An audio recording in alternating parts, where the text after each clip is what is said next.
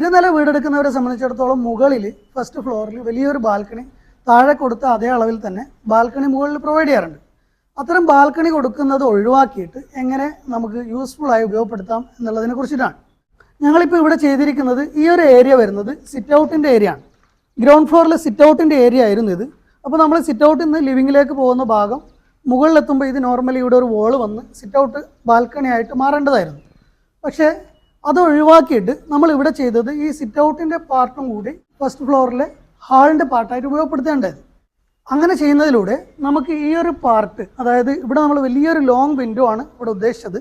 ഈ ലോങ് വിൻഡോയിൽ തന്നെ ഒരു സീറ്റിംഗ് അറേഞ്ച്മെൻറ്റും കൂടി ചെയ്ത് കഴിഞ്ഞാൽ ഈ ഒരു ബേ വിൻഡോ പോലത്തെ ഒരു ഫീൽ ഇവിടെ കിട്ടും. അവിടെ ഇരിക്കുന്നതിലൂടെ ബാൽക്കണീൻ്റെ വ്യൂ നമുക്ക് കിട്ടുന്നതാണ്. അതുപോലെ അവിടെ ഒരു സ്ലൈഡിങ് ഗ്ലാസ് ആണ് ഉദ്ദേശിച്ചത്. ആ സ്ലൈഡിങ് ഗ്ലാസ്സിലൂടെ നമുക്ക് എയർ വേണമെങ്കിൽ എയർ അകത്തേക്ക് കയറുന്ന രീതിയിലും ഉപയോഗപ്പെടുത്താൻ പറ്റും.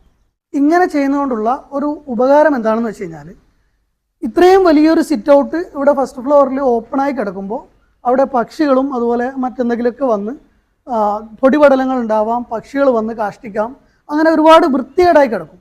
അത്രയും വൃത്തികേടായി കിടക്കുന്ന ഒരു ഏരിയ വീട്ടുകാരനെ സംബന്ധിച്ചിടത്തോളം അത് ഡെയിലി വൃത്തിയാക്കുക എന്നുള്ളത് ഒരു ബാധ്യതയാണ്. വീടിൻ്റെ ബാൽക്കണിയെ റീ അറേഞ്ച് ചെയ്യുന്നതിലൂടെ നമുക്ക് ഈ ഒരു പാർട്ട് വൃത്തിയാക്കുന്നത് ഒഴിവാക്കി കിട്ടുകയും ചെയ്യും.